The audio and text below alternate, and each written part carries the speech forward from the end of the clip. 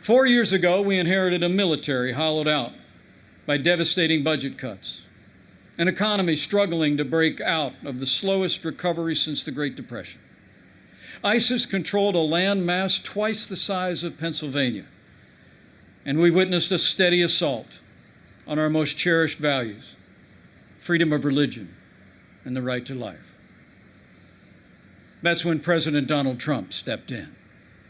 And from day one, he kept his word. We rebuilt our military.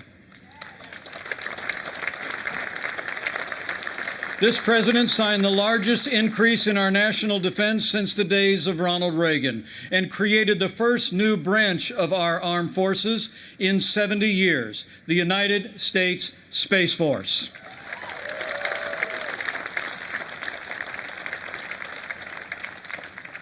And with that renewed energy, we also returned American astronauts to space on an American rocket for the first time in nearly 10 years.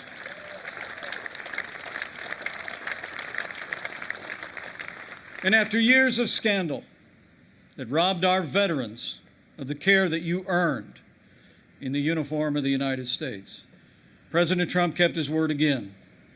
We reformed the VA, and Veterans Choice is now available for every veteran in America.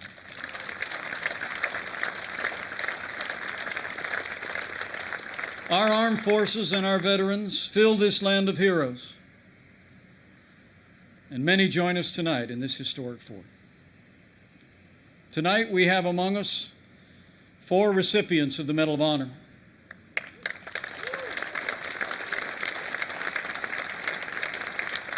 Six recipients of the Purple Heart,